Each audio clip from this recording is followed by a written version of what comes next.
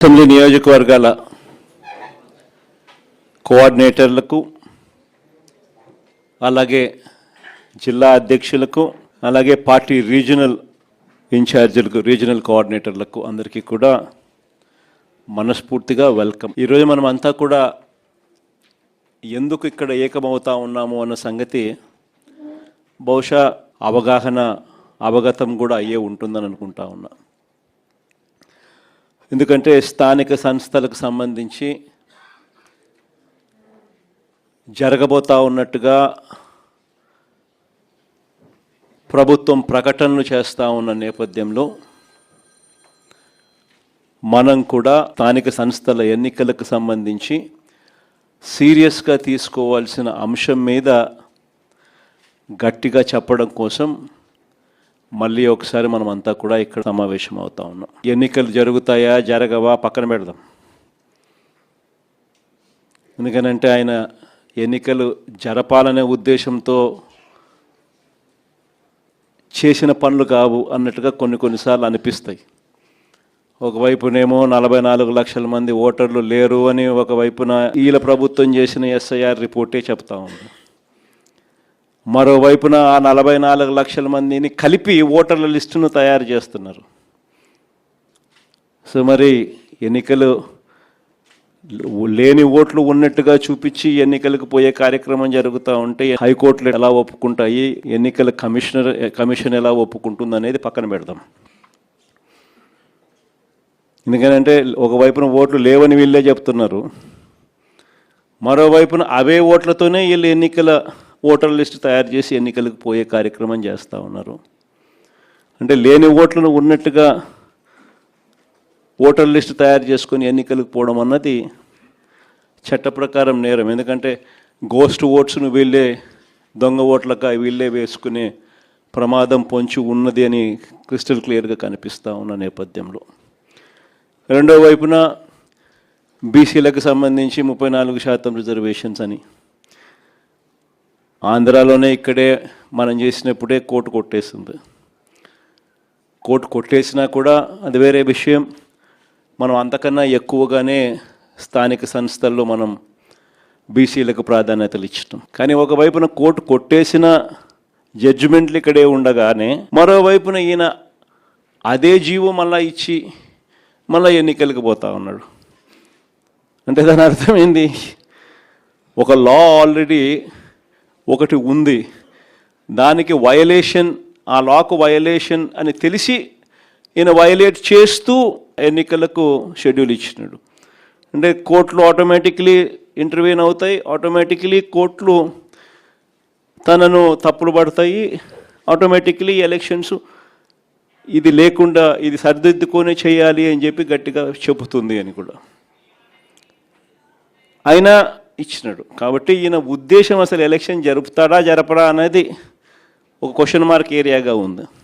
అసలు ఎన్నికలు నిజంగా జరపాలని చంద్రబాబు నాయుడు ఉన్నాడా, ఎన్నికలు జరపకూడదని చంద్రబాబు నాయుడు ఉన్నాడా అనేది ఒక నిజంగానే ఒక క్వశ్చన్ మార్క్ ఏరియాగానే ఉంది. సరే, అది పక్కన పెడదాం. ఎన్నికలు జరుగుతాయనే అనుకొని ముందుకు పోదాం. మనం ఎన్నికలు జరుగుతాయనే వాళ్ళు చేస్తూ ఉన్న ప్రకటనల మేరకే మనం కూడా సన్నద్ధంగా ముందుకు పోయే కార్యక్రమం చేయాల్సిన అవసరం ఉన్న పరిస్థితిలో మనం అడుగులు ముందుకు వేస్తూ ఉన్నాం. ఇలాంటి నేపథ్యంలో మన పార్టీ సన్నద్ధత ఒక మంచి ఏం జరిగింది అని అంటే, ఈ దాదాపుగా ఈ 2.5 సంవత్సరం, దాదాపుగా ఈ 30 నెలలు, మార్చి 16న ఎన్నికల కోడ్ 2024 ఎన్నికల కోడ్ వచ్చింది. ఆ రోజు నుంచి ఈ రోజు దాకా చూసుకుంటే దాదాపుగా 30 నెలలు. ఈ 30 నెలల కాలంలో మనం ప్రతిపక్షంలో ఉన్నా కూడా పార్టీని గ్రామస్థాయి దాకా కూడా బలంగా తీసుకొని పోగలిగినాం.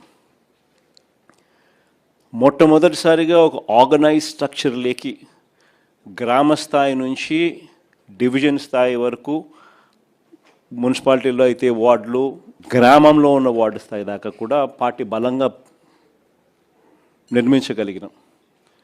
మొట్టమొదటిసారిగా గ్రామంలోనే అనుబంధ విభాగాలు పెట్టడం, గ్రామ కమిటీలు వేయడం, సిమిలర్లీ సేమ్ థింగ్ మున్సిపాలిటీస్లో అయితే వార్డులలో కూడా అదే మాదిరిగా చేసినాం. అంత పటిష్ట స్థాయి నాయకత్వం గ్రామ స్థాయి దాకా తీసుకొని పోయి అక్కడ కూడా కమిటీలు వేసి పార్టీ సన్నద్ధంగా పెట్టాం. ఇది ఒక మంచి కార్యక్రమం. మనం ప్రతిపక్షంలో ఉండగా ఈ 2.5 సంవత్సరాల్లో మనం చేయగలిగినాం దేవుని దయతో. ఇలాంటి నేపథ్యంలో ఎన్నికలు జరుగుతూ ఉన్నాయి. ఒకవైపునేమో చంద్రబాబు నాయుడు గారి ఈ 2.5 సంవత్సరం పరిపాలన కనిపిస్తూ ఉంది. ఈ 2.5 సంవత్సర కాలం పరిపాలనలో మనమంతా కూడా చూస్తూనే ఉన్నాం. ప్రతి ఇంట్లో కూడా ఈరోజు ఒక చర్చ అనేదానికి ఈ 2.5 సంవత్సరం చంద్రబాబు నాయుడు గారి పరిపాలన, ప్రతి ఇంట్లో చర్చ జరగడానికి చంద్రబాబు నాయుడు గారి పరిపాలన ఒక ఊతమిచ్చింది. చంద్రబాబు నాయుడు గారి 2.5 సంవత్సరం పరిపాలన ఎలా ఉంది, అంతకుముందు 5 సంవత్సరాల మన పరిపాలన ఎలా ఉంది అన్నది ప్రతి ఇంట్లో కూడా ఇవాళకి కంపారిజన్ చేయడము, చర్చ జరగడము అన్నది ప్రస్ఫుటంగా మనకే కనిపిస్తూ ఉంది. ఆ 5 సంవత్సరాల మన పరిపాలనలో మేనిఫెస్టో అన్నది ఎంత పవిత్రంగా మనం తీసుకున్నాం.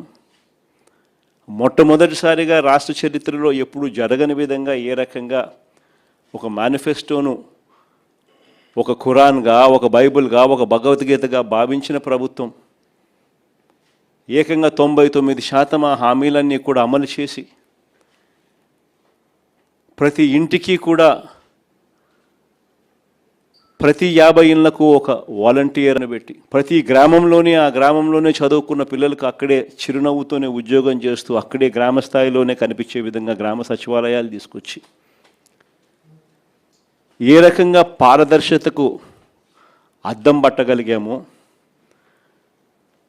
ప్రభుత్వ పాలన అన్నది ఇంతకుముందు గతంలో లంచాలు లేకుండా ఇవ్వడం అన్నది సాధ్యం కాదు అన్న పరిస్థితి నుంచి ప్రభుత్వ పథకాలను, ప్రభుత్వ పాలనను ఎలాంటి లంచాలు లేకుండా ప్రజలకు అందించగలుగుతాము అన్న భరోసా కలిగించిన ప్రభుత్వం ఎక్కడైనా ఉంది అని అంటే అది ఒక్క వైఎస్ఆర్సీపీ ప్రభుత్వంలో మాత్రమే జరిగింది అని కూడా గర్వంగా కాలర్ ఎగిరేసుకుని మన దగ్గర నుంచి మొదలెడితే ప్రతి కార్యకర్త కూడా చెప్పుకునేంత గొప్ప పాలన మనం దేవుడి దయతో ఇవ్వగలిగాం.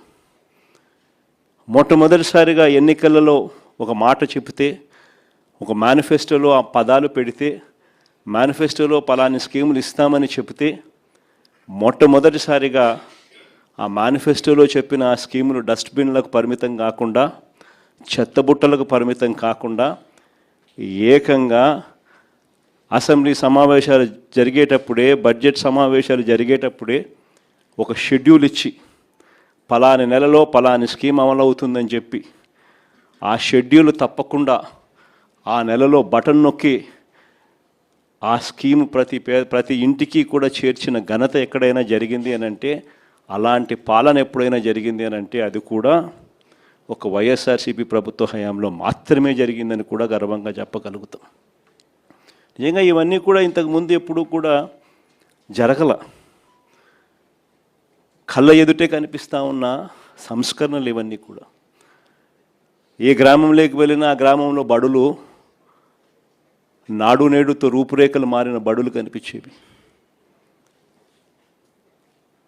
మొట్టమొదటిసారిగా బడులు ఇంగ్లీష్ మీడియం చదువులతో, టోఫుల్ అనేది 3వ తరగతి నుంచి ఒక పీరియడ్గా అమలుతో, నాడు నేడు పనులు చక్కగా జరిగి డిజిటైజేషన్ ఆఫ్ క్లాస్ రూమ్స్ 6వ తరగతి పైచిలుకు నుంచి డిజిటలైజేషన్ ఆఫ్ క్లాస్ రూమ్స్ కూడా జరిగి 8వ తరగతి పిల్లల చేతుల్లో ట్యాబులు కనిపిస్తూ ప్రైవేట్ బడులు గవర్నమెంట్ బడులతో పోటీ పడే పరిస్థితి ఎప్పుడైనా వచ్చింది అని అంటే అది ఒక వైఎస్ఆర్సీపీ ప్రభుత్వ హయాంలో మాత్రమే జరిగింది. ఇవన్నీ కూడా నిజంగా ఒక రిఫార్మ్స్, రాష్ట్రంలో చూడని రిఫార్మ్స్, ఎప్పుడూ కూడా రాష్ట్రంలో జరగని మార్పులు గ్రామ స్థాయిలోనే కనిపిస్తాయి. విలేజ్ క్లినిక్లు ప్రతి 6 నెలలకు ఒకసారి కనిపిస్తుంది. ఆ రోజుల్లో విలేజ్ క్లినిక్స్లోనే హెల్త్ క్యాంపులు, గ్రామ స్థాయిలోనే కనిపిస్తుంది ఫ్యామిలీ డాక్టర్ కాన్సెప్ట్లు, ఆరోగ్యశ్రీ పరిధి పెంచిన పరిస్థితులు, 1000 ప్రొసీజర్లను ఏకంగా 3300 ప్రొసీజర్లకు పెంచి 25 లక్షల దాకా పేదలకు ఉచితంగా వైద్యం అందించి నాడు నేడుతో గవర్నమెంట్ హాస్పిటల్స్ అన్ని రూపురేఖలు మారి 0 వేకెన్సీ పాలసీ తీసుకొని వచ్చి గవర్నమెంట్ హాస్పిటళ్లలో స్పెషలిస్ట్ డాక్టర్లు లేని కొరత, అన్నది ఆంధ్రప్రదేశ్లో కేవలం 4%కు మాత్రమే తీసుకొచ్చిన ఘనత. అదే దేశం మొత్తం చూస్తే గవర్నమెంట్ హాస్పిటల్లో స్పెషలిస్ట్ డాక్టర్ల కొరత 60% పైచిలకు ఉంటే ఒక ఆంధ్ర రాష్ట్రంలో కేవలం 4% మాత్రమే తీసుకొచ్చిన ఘనత ఒక వైఎస్ఆర్సీపీ ప్రభుత్వ హయాంలో మాత్రమే జరిగింది. ఇవన్నీ కూడా ఒక చరిత్రే.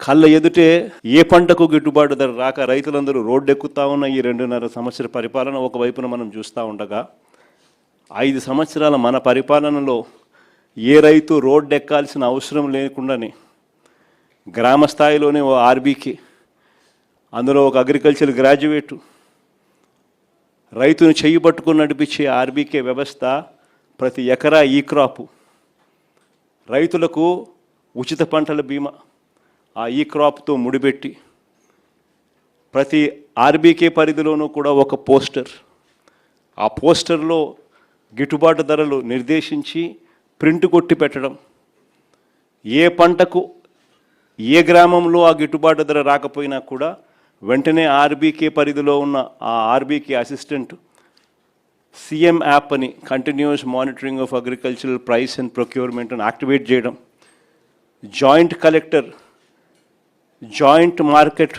జాయింట్ మార్క్ఫెడ్ ఎండీగా తాను ప్రవర్తిస్తూ బాధ్యతలు తీసుకుంటూ వెంటనే ఆ అలర్ట్ వచ్చిన వెంటనే ఆ ఆర్బీకే పరిధిలో తాను ఇంటర్వ్యూన్ అయ్యి ఆ ఆర్బీకే పరిధిలోనే పంటలు కొనుగోలు చేస్తూ కాంపిటీషన్ క్రియేట్ చేసి 5 ఏళ్లలో ఏకంగా 7,800 కోట్లు ఖర్చు చేసి మార్కెట్లో కాంపిటీషన్ క్రియేట్ చేసి రైతులకు గిట్టుబాటు ధర కల్పించిన ప్రభుత్వం ఏదైనా ఉంది అని అంటే అది కూడా మన ప్రభుత్వమే అని కూడా గర్వంగా కూడా చెప్పగలుగుతాం. ఇవన్నీ కూడా రూపురేఖలు మార్చే సంస్కరణలు, కళ్ళ ఎదుటే ప్రతి గ్రామంలోనూ కనిపిస్తూ ఉన్న సంస్కరణలు. సుపరిపాలన అయితేనేమి, మహిళా సాధికారత అయితేనేమి, స్కూల్స్ అయితేనేమి, విద్య అయితేనేమి, వైద్యం అయితేనేమి, ఇవన్నీ కూడా ఎప్పుడు జరగని విషయాలు. కళ్ళెదుటే రాష్ట్రంలో 17 కొత్త మెడికల్ కాలేజీలు, కళ్ళెదుటే రాష్ట్రంలో కొత్తగా 4 పోర్ట్లు, కళ్ళెదుటే రాష్ట్రంలో కొత్తగా 10 ఫిషింగ్ హార్బర్లు, కళ్ళెదుటే కొత్తగా కర్నూలులో కొత్త ఎయిర్పోర్టు, కడపలో కొత్త ఎయిర్పోర్టు, విశాఖపట్నంలో ఇంకొక కొత్త ఎయిర్పోర్టు కళ్ళెదుటే కనిపిస్తూ ఉన్నాయి. ఇవన్నీ కూడా శ్రీకాకుళం లాంటి మారుమూల జిల్లాలలో మొట్టమొదటిసారిగా డయాలసిస్కు వైద్యం చేసిన ప్రభుత్వం ఏదైనా ఉందని అంటే ఒక వైఎస్ఆర్సీపీ ప్రభుత్వ హయామే. సర్ఫేస్ ట్రాన్స్పోర్ట్ వాటర్ ఏకంగా 600 కోట్లు ఖర్చు చేసి సర్ఫేస్ వాటర్ను తీసుకొచ్చి శ్రీకాకుళంలో ఆ ప్రాంతాన్ని సస్యశ్యామలం చేస్తూ తాగడానికి ఆ సర్ఫేస్ వాటర్ ఇచ్చి డయాలసిస్ ప్రాబ్లంకు పర్మనెంట్ సొల్యూషన్ ఇచ్చి డయాలసిస్కు ఒక రీసెర్చ్ ల్యాబొరేటరీ తీసుకొని వచ్చి రీసెర్చ్ ల్యాబొరేటరీ హాస్పిటల్ తీసుకొని వచ్చి ఇవన్నీ ఎప్పుడు జరగల. ఇంతగా ఒక సమస్యల మీద ధ్యాస పెట్టి ఆ సమస్యలకు పరిష్కారం వెతుకుతూ సొల్యూషన్స్ ఇచ్చిన ప్రభుత్వం దేశ చరిత్రలో బహుశా ఏదైనా ఉందో లేదో నాకైతే తెలియదు, కానీ ఆంధ్ర రాష్ట్రంలో మాత్రం ఒక వైఎస్ఆర్సీపీ ప్రభుత్వం మాత్రమే చేసిందని మాత్రం గర్వంగా చెప్పగలుగుతాం. ఇలాంటి 5 సంవత్సరాల మన పరిపాలన, మరోవైపున చంద్రబాబు నాయుడు గారి 2.5 సంవత్సర పరిపాలన. చంద్రబాబు నాయుడు గారు అన్న మాటలు అప్పట్లో జగన్ చేసేటివన్నీ చేస్తాను, జగన్ చేసేటివి కాక ఇంకా అదనంగా ఇవన్నీ ఇస్తాను అని చెప్పిన మనిషి. మనం చెప్పిన ప్రతి పథకము కూడా, మనం చేసేటివన్నీ కూడా ఆయన 3 ఎక్కువ చేస్తానన్నాడు. మనం అమ్మఒడి 15,000 ఇస్తామంటే ఆయన ఇంట్లో ఎంతమంది పిల్లలు ఉంటే అంతమందికి 15,000 అన్నాడు. ఏ ఇంటికి పోయినా కానీ ఆయన కార్యకర్తలు ప్రతి ఇంటికి వెళ్ళి ఒక బాండ్ ఇచ్చేవాళ్ళు, ఆ బాండ్ల మీద సంతకం పెట్టేవాళ్ళు, ఆ బాండ్ల మీద వీళ్ళిద్దరు ఫోటోలు ఉండేటివి. నేను పవన్ కళ్యాణ్ ఇద్దరం మేము ప్రమాణం చేసి చెప్తా ఉన్నాము, ఇవన్నీ మీకు అందరికీ వర్తిస్తాయి, సినిమా స్టార్ట్ జూన్ 2024 అని చెప్పి డేట్ కూడా. ఇంటింటికి ఎవరింటికి పోయినా కూడా జగన్ 15,000 కదమ్మా ఇస్తూ ఉన్నాడు అమ్మఒడి కింద. మీ ఇంట్లో ఎంతమంది అమ్మ పిల్లలు? 1, 2, 3, 4. నీకు 15,000, నీకు 15,000, నీకు 15,000 స్టార్ట్. ఆ నుంచి స్టార్ట్ అయితే మనం చేసేది ఇంత, ఆయన చెప్పింది 3. మనం ఏం చెప్తా ఉంటుంది, చేయూత కింద ప్రతి 45 ఏళ్ళ వయసు నిండిన ప్రతి అక్కను చేయి పట్టుకొని నడిపిస్తూ ఆ అక్కకు తోడుగా ఉంటూ 18,750 ప్రతి అక్కకు ఇస్తూ 4 ఏళ్ళలో 75,000 రూపాయలు ఇస్తూ వాళ్ళని అమూల్ని తీసుకొని వచ్చి ఐటీసీ తీసుకొని వచ్చి ప్రాక్టర్ అండ్ గ్యాంబుల్ తీసుకొని వచ్చి రిలయన్స్ని తీసుకొని వచ్చి ఇలాంటి మల్టీనేషనల్ కంపెనీలు తీసుకొని వచ్చి బ్యాంకుల లింకేజ్ ఇచ్చి వాళ్ళందరినీ వాళ్ళ కాళ్ళ మీద నిలబెట్టించే కార్యక్రమం మనం చేస్తే ఈయనేమన్నాడు, జగన్ ఇచ్చేదంతా మా 18,750 ప్రతి 50 ఏళ్ళు నిండిన ప్రతి అక్కకు 50 ఏళ్ళు నిండిందా మీ అత్తకు మీ అమ్మకు అని ఇంటికి వచ్చి అడిగేవాళ్ళు. 50 ఏళ్ళు నిండిన అత్తలున్నారా, 50 ఏళ్ళు నిండిన అమ్మలున్నారా, అయితే వాళ్ళకు 48,000, నెల నెల 4,000 పెన్షన్. నిరుద్యోగ భృతి ఏ పిల్లోడు కనపడినా నిరుద్యోగ భృతి నెల నెల 3,000, ఏ పిల్లాడు కనపడినా సంవత్సరానికి 36,000. జగన్ ఇవ్వలేదు కదమ్మా మేము ఇస్తాము. ఏ పథకం అన్నా తీసుకోండి, 50 ఏళ్ళకి పెన్షన్ కానివ్వండి, నిరుద్యోగ భృతి కానివ్వండి, లేదా ప్రతి మహిళకు 18 ఏళ్ళు నిండిన ప్రతి మహిళకు జగన్ ఇవ్వండి మేము ఇస్తూ ఉన్నామమ్మా. 18 ఏళ్ళు నిండిన ప్రతి మహిళకు నెల నెల 1,500, సంవత్సరానికి 18,000. ఇలా ఎన్ని బాండ్ల రూపకంలో పెట్టి ఆడబిడ్డ నిధి అని అంటూ, నిరుద్యోగ భృతి అంటూ, 50 ఏళ్ళకే పెన్షన్ అంటూ రకరకాల పద్ధతుల్లో రకరకాల విధంగా మనం ఇచ్చే వాటికన్నా 3 ఎక్కువ ప్రామిస్ చేయడం, ప్రతి ఇంటికి బాండ్లు వేయడం, ప్రతి ఇంటికి వెళ్ళి ఆ బాండ్లు సంతకాలు పెట్టిన బాండ్లు అందరికీ ప్రతి ఇంటికి ఇచ్చి మభ్యపెట్టడం, మోసం చేయడం, ఇవన్నీ కూడా జరిగాయి. ప్రజలు మోసపోయినారు, ప్రజలు నమ్మినారు, ప్రజలు ఇవాళ తెలుసుకున్నారు. ఈ 2.5 సంవత్సర కాలంలో ప్రజలు అందుకనే ప్రతి ఇంట్లో బేరీజు వేస్తూ ఉన్నారు. మన వైఎస్ఆర్సీపీ ప్రభుత్వ హయాంలో ఎలా పరిపాలన జరిగింది, ఇప్పుడు ఎలా జరిగింది అని చెప్పి. ఈరోజు ఒకవైపున చంద్రబాబు నాయుడు చెప్పిన ప్రతి పథకము మోసం కింద తయారైన పరిస్థితులు ఒకవైపున ఉంటే, మరోవైపున చంద్రబాబు నాయుడు గారి అరాచక పాలనలో, రెడ్ బుక్ రాజ్యాంగంలో వ్యవస్థలన్నీ కూడా పూర్తిగా కుప్పకూలిపోయినాయి. ఈరోజు స్కూళ్ళన్నీ కూడా శిథిలావస్థకు చేరిన పరిస్థితులు, హాస్పిటల్స్ అన్నీ కూడా శిథిలావస్థకు చేరిన పరిస్థితులు, ఆరోగ్యశ్రీ ఫీజు రీయింబర్స్మెంట్ వంటి బకాయిలు ఏకంగా పేరుకుపోయి పిల్లలు చదువులు మానేస్తూ ఉన్న పరిస్థితులు, పేదవాడు హాస్పిటల్కి పోలేని పరిస్థితులు ఈరోజు కనిపిస్తూ ఉన్నాయి. వ్యవసాయం పూర్తిగా తిరోగమనం, ఏ పంటకు గిట్టుబాటు ధరలు రాక రైతులు తెగమ్ముకుంటా ఉన్న పరిస్థితులు, ఆర్బీకేలు నిర్వీర్యం, ఈ క్రాప్ నిర్వీర్యం, ఉచిత పంటల బీమా నిర్వీర్యం, వ్యవస్థలన్నీ పూర్తిగా కుప్పకూలిపోయినాయి. మరోవైపు మహిళా సాధికారత చూస్తే చివరికి స్కీముల కథ దేవుడెరుగు, మనం ఇస్తా ఉన్న స్కీములు రద్దు కావడం దేవుడెరుగు, వీళ్ళు ఇస్తామని చెప్పిన హామీలు మోసంగా తేలడం అన్నది దేవుడెరుగు. చివరికి మహిళలకు 0 వడ్డీ సైతం కూడా ఎగరగొట్టి మహిళలను రోడ్డు పాలు చేసిన పరిస్థితి ఈరోజు కనిపిస్తూ ఉంది. ఇవన్నీ ఒకవైపున కనిపిస్తూ ఉన్నాయి. మరోవైపున చూస్తే ఎవరైనా క్వశ్చన్ చేస్తే, ఎవరైనా ప్రశ్నిస్తే వినిపించేది ఏమిటి అని అంటే కేసులు, అది అక్రమ కేసులు. ఎవరి మీదైనా కానీ అక్రమ కేసులు, ఎవరినైనా కూడా భయంతో వాళ్ళని లొంగ తీసుకునే కార్యక్రమాలు ఇవి కనిపిస్తూ ఉన్నాయి. ఇలాంటి పాలనకు మన పాలనకు మధ్య ఈరోజు ప్రతి ఇంట్లో చర్చ జరుగుతూ ఉన్న నేపథ్యంలో ఈ ఎన్నికలు జరుగుతూ ఉన్నాయి. సో ప్రజల మన వైపు ఉన్నారు. ఫ్రీగా ఫేర్గా ఎన్నికలు జరిగితే 2.5 సంవత్సరానికే చంద్రబాబు నాయుడు గారిని ప్రజలు ఇంటికి పంపించే విధంగా ప్రజలు మ్యాండేట్ ఇచ్చే ఎన్నికలు కాబోతాయి. కానీ మనందరికీ తెలిసిన ఎక్స్పీరియన్సే, మనందరికీ తెలిసిన విషయాలే. చంద్రబాబు నాయుడు ఫ్రీగా ఫేర్గా ఎన్నికలు జరగనివ్వడు అని చెప్పి, ఇవన్నీ మనందరికీ తెలిసిన విషయాలే. మొన్ననే మనం చూసినాం, ఉప ఎన్నికలు జరిగినప్పుడు ఎంపీటీసీ, ఎంపీపీలు ఎన్నికలు కానీ, మున్సిపాలిటీలు కానీ, జెడ్పీ చైర్మన్లు కానీ మన కళ్ళ ఎదుటే మనం అంతా చూసాం. మేయర్లు కానీ బలవంతంగా ఏ మాదిరిగా అధికార దుర్వినియోగం చేసి చంద్రబాబు నాయుడు గారు ఏ రకంగా దౌర్జన్యం చేసి, ప్రలోభాలు పెట్టి దౌర్జన్యం చేసి ఏ రకంగా ఎన్నికలు రిగ్ చేసే కార్యక్రమం చేస్తాడో మనం అంతా కూడా చూసాం. ఇలాంటి పరిస్థితుల్లో ఎన్నికలు జరుగుతూ ఉన్నాయి. అందుకనే ఇక్కడ ఎన్నికల విషయంలో జాగ్రత్తలు తీసుకోవాల్సిన అవసరం చాలా ఉంది. ఎన్నికల్లో ప్రతి ఒక్కళ్ళం కూడా ఆషామాషిగా తీసుకోవాల్సిన ఎన్నిక కానే కావు. ఎక్కడైనా ఏ కాన్స్టిట్యున్సీలో అయినా కూడా ప్రతి ఒక్కరూ గుర్తుపెట్టుకోవాల్సింది ఏంటంటే కార్యకర్తల కోసం మనం నిలబడే ఎన్నిక ఈ ఎన్నికలు అనేది ప్రతి ఒక్కరూ గుర్తుపెట్టుకోవాలి.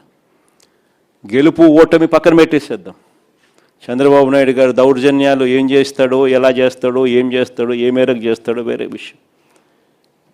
కానీ ఆ కార్యకర్తకు దౌర్జన్యం చేసిన మా నాయకుడు మాకు తోడుగా ఉన్నాడు అన్న భరోసా ఆ కార్యకర్త కలగాల.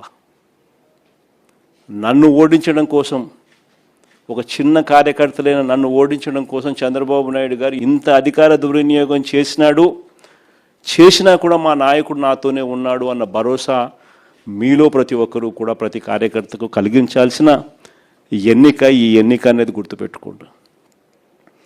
అలా భావన వచ్చినప్పుడే రేపొద్దున మీ ఎన్నికల్లో ఆ కార్యకర్త మీకోసం రెట్టించిన ఉత్సాహంతో మీకోసం పనిచేస్తాడు అన్నది ప్రతి ఒక్కరూ గుర్తుపెట్టుకోవాల్సిన అంశం. ఇక్కడ ఈ విషయంలోనే చెప్తా ఉన్నా, చంద్రబాబు నాయుడు గారు డైరెక్ట్ ఎలక్షన్స్ కూడా పెట్టడానికి కూడా అనౌన్స్మెంట్స్ చేస్తూ ఉన్నాడు. ఒక రకంగా ఇది మనకు మంచిది, నిజంగా డైరెక్ట్ ఎలక్షన్ జరగడం అన్నది కూడా.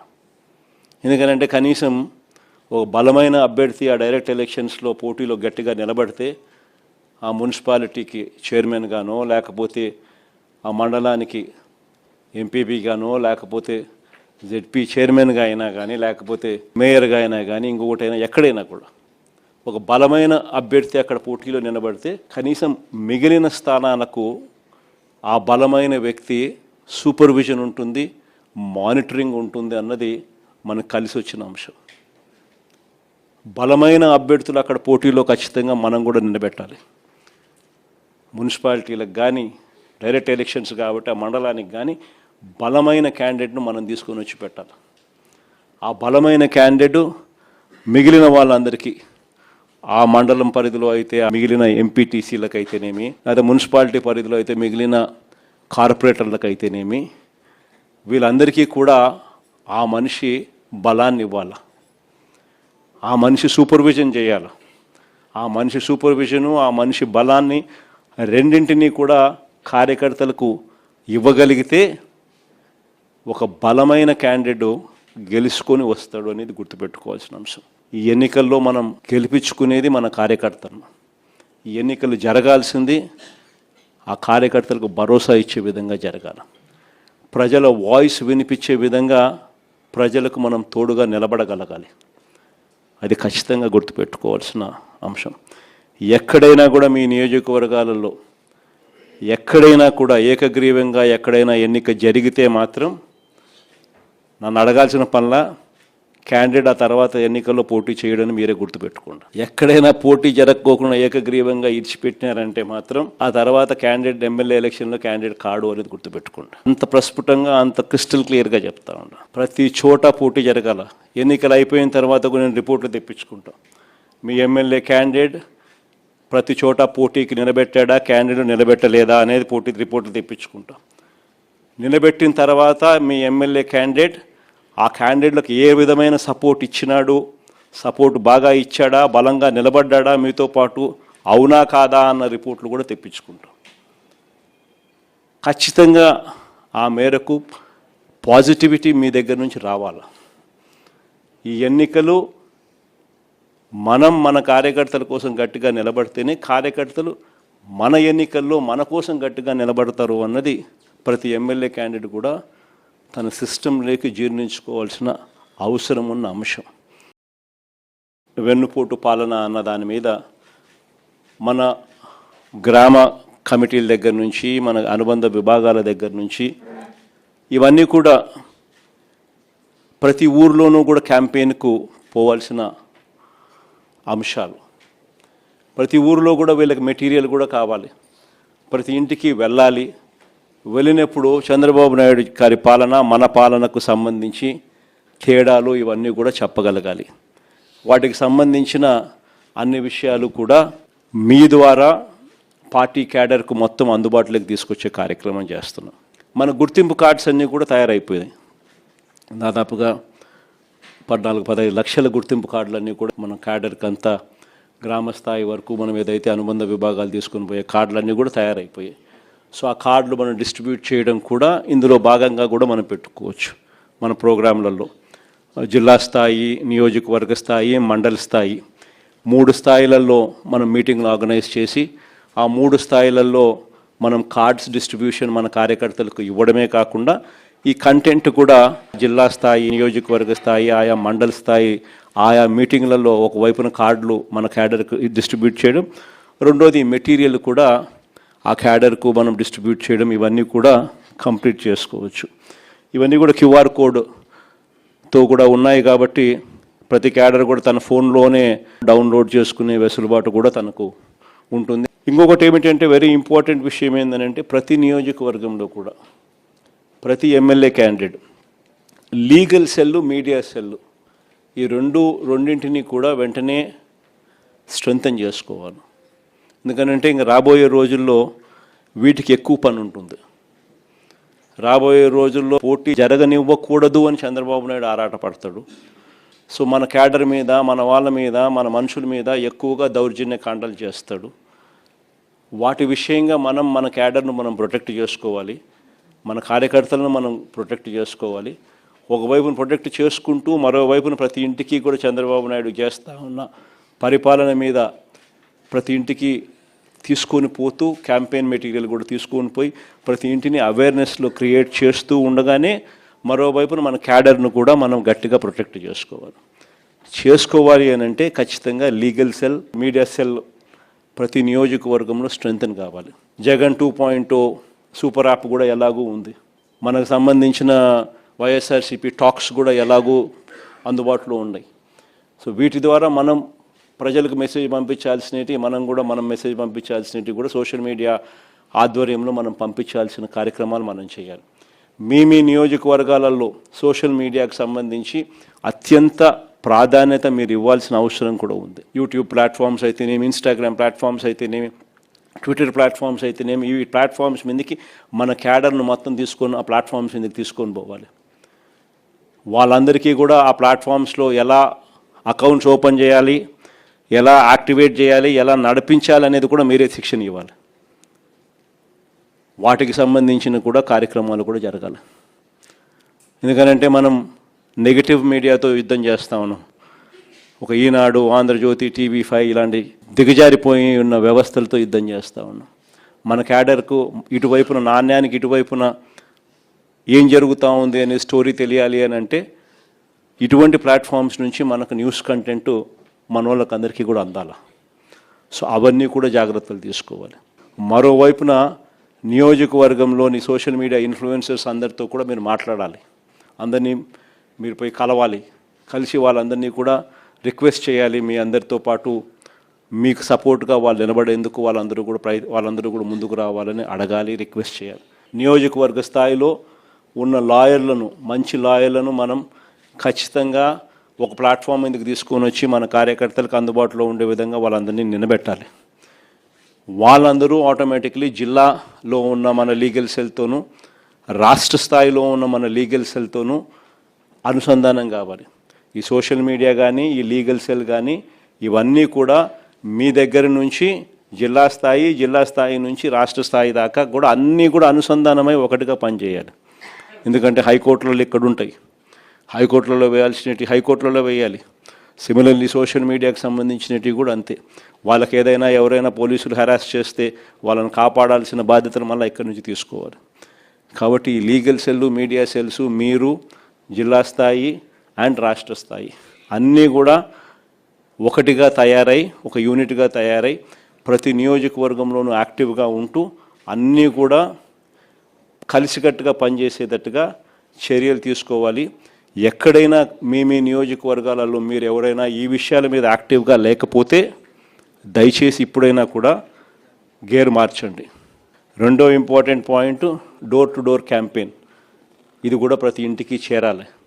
ప్రతి ఇంటికి మన కార్యకర్త వెళ్ళి ప్రతి ఇంటికి కూడా మన ప్రభుత్వానికి ఈ ప్రభుత్వానికి మధ్య తేడాలు ఏమిటి అన్నట్టు కూడా ప్రతి ఇంట్లో వివరించాలి. ఇది నెంబర్ 2 కూడా వెరీ వెరీ ఇంపార్టెంట్ కార్యక్రమం. ఖచ్చితంగా ఈ రెండు కూడా కరెక్ట్గా జరిగేటట్టుగా చూసుకోండి. ఇక మూడో వెరీ ఇంపార్టెంట్ పాయింట్ ఏంటంటే క్యాండిడేట్ బలం. లోకల్ బాడీ ఎన్నికల్లో ప్రతి ఒక్కరూ గుర్తుపెట్టుకోండి, క్యాండిడేట్ బలం అన్నది కూడా చాలా చాలా ఇంపార్టెంట్ డెసిషన్ అవుతుంది. చిన్న ఎలక్టోరల్ బేస్ కాబట్టి క్యాండిడేట్ అనేవాడు కూడా క్రిటికల్ అవుతాడు. అక్కడ మనము ఎటువంటి భావోద్వేగాలకు పోవడము, ఎటువంటి ఈగోకు మనం పోకుండా అందరినీ కలుపుకొని పోయే విధంగా మనం కూడా ఉండాలి అనేది ప్రతి ఒక్కరు గుర్తుపెట్టుకోండి. ఎందుకనంటే 9 ఓట్లతో ఓడిపోయిన కేసులు ఉన్నాయి, 9 ఓట్లతో గెలిచిన కేసులు కూడా చాలా ఉన్నాయి. గెలుపు ఓటమిల మధ్య తేడా అన్నది ఎంత ఇంపార్టెంట్ అన్నది ప్రతి ఒక్కరు గుర్తుపెట్టుకోవాలి. అల్టిమేట్గా జో జీతా ఓ సికిందర్. గెలిచినోడు ఎన్నోట్లతోన్నా గెలిచి అది వేరే విషయం, గెలిచినోడు సికిందర్. అదే మాదిరిగా గుర్తుపెట్టుకోండి. ఈ గోలకు మనం పోయినాము అని అంటే మనం నష్టపోతాం. ఫస్ట్ మీరు గెలవాలి. గెలవడం కోసం ఈ ఈగోను పక్కన పెట్టండి. ప్రతి కార్యకర్త కూడా ఎక్కడెక్కడ మనం గట్టిగా ఆ గ్రామంలో కన్సాలిడేట్ చేసుకోవాలని ఇది ఒక అవకాశం కింద తీసుకోండి. ఆ గ్రామాలన్నీ కన్సాలిడేట్ చేయండి. ఆ గ్రామంలో ఆ కార్యకర్త చుట్టూ ఒక కన్సెన్సస్ క్రియేట్ చేయండి. ఇది కూడా ఒక ఆపర్చునిటీ కింద ఉపయోగపెట్టుకోమని చెప్తా ఉన్నా. ఈ నెక్స్ట్ 60 రోజులు, నెక్స్ట్ 70 రోజులు ఏదన్నా కానీ నియోజకవర్గాలలో పూర్తిగా అందుబాటులో ఉంటూ పూర్తిగా దీని మీద ఫోకస్ పెట్టమని చెప్పి ప్రతి ఒక్కరితో కూడా రిక్వెస్ట్ చేస్తా ఉన్నా. ఎందుకనంటే ఆ కైండ్ ఆఫ్ అటెన్షన్, ఆ కైండ్ ఆఫ్ ఫోకస్ మీరు పెట్టినారు అని అంటే ఆటోమేటిక్లీ రిజల్ట్స్ వస్తాయి. పోలీసులకు ఇటువంటి వాళ్ళందరికీ కూడా గట్టిగా మెసేజ్ చెప్పండి. కన్ను మూసుకుని కన్ను తెలిసేసరికి 2 నెలలు కూడా పూర్తయిపోతాయి. ఎవడైనా కూడా ఏ పోలీస్ అధికారైనా కూడా పదవి దుర్వినియోగం చేస్తే మాత్రం ఖచ్చితంగా గుర్తుపెట్టుకుంటాం. డిజిటల్ బుక్లోకి వాళ్ళ పేర్లు ఎక్కిచ్చేసేయండి. ఆ తర్వాత మన ప్రభుత్వం వచ్చిన తర్వాత అన్యాయం చేసిన అధికారి ఎక్కడ ఉన్నా కూడా ఖచ్చితంగా శిక్ష పడేట్టుగా చేస్తామని మాత్రం ఖచ్చితంగా చెప్తా ఉన్నా. ఈ మెసేజ్ ప్రతి అన్యాయం చేసే పోలీసు వాళ్ళకు కూడా ఖచ్చితంగా పంపించద్దు. ప్రతి పోలీసు వాళ్ళకు కూడా రిక్వెస్ట్ చేయండి, అన్యాయం చేయొద్దండి, న్యాయంగా ధర్మంగా జరిగించండి. అలా కాదు మేము అన్యాయమే చేస్తాము అని అంటే మాత్రం ఇప్పుడు మీ టైం అని అనుకుంటున్నారు, వచ్చేది మా టైము. మీ 5 ఏళ్ళు అయిపోతూ ఉంది, చివరి 2 ఏళ్ళకి వచ్చేసినారు. ఆ తర్వాత కనపడేది మా 5 ఏళ్ళు కనపడతా ఉంది. అది గుర్తుపెట్టుకున్నాను మాత్రం ఖచ్చితంగా ప్రతి ఒక్కరికి చెప్పే కార్యక్రమం చెప్పండి. వాళ్ళల్లో కూడా న్యూట్రాలిటీ తీసుకొచ్చేదానికి గట్టి ప్రయత్నం చేయండి. ఆ తర్వాత కూడా వాళ్ళ న్యూట్రాలిటీ లేక రాకపోతే ఇంకా వాళ్ళ కర్మ, డిజిటల్ డైరీ లేక వాళ్ళ పేర్లు ఎక్కిచ్చేసేయండి. ఆ తర్వాత వాళ్ళకు పడే శిక్ష వాళ్ళకు పడుతుంది. ఈ ఎలక్షన్ మిమ్మల్ని బలపడేదానికి ఉపయోగపెట్టుకోవాలి. ఈ ఎలక్షన్ స్టార్టింగ్ పాయింట్. ఈ ఎలక్షన్తో మీరు క్యాడర్లోనూ ఇంకొక చోట మీరు అన్ని ఈగోసు పక్కన పెట్టి ఒక తాటి మీదకి అందరినీ తీసుకొని వచ్చి వాళ్ళందరినీ మీరు పని చేయించుకునే విధంగా మీరు తయారు చేసుకునే ఎన్నిక అనేది గుర్తుపెట్టుకోండి. మీరు గెలవాలి అని అంటే 5 ఏళ్ళు కావాలి, పిడికిడి బిగించాలి. అన్ని ఏళ్ళు కలిస్తేనే మీరు గెలవగలుగుతారు. సో ఈ ఎలక్షన్ అనేది మిమ్మల్ని మీరు కలుపుకునే విధంగా రావాలి. ఈ ఎలక్షన్స్ పెద్ద మనిషిగా మీరు వ్యవహరించాలి. ఆ సానుకూలత మీకు రావాలి. అసెంబ్లీ నియోజకవర్గాల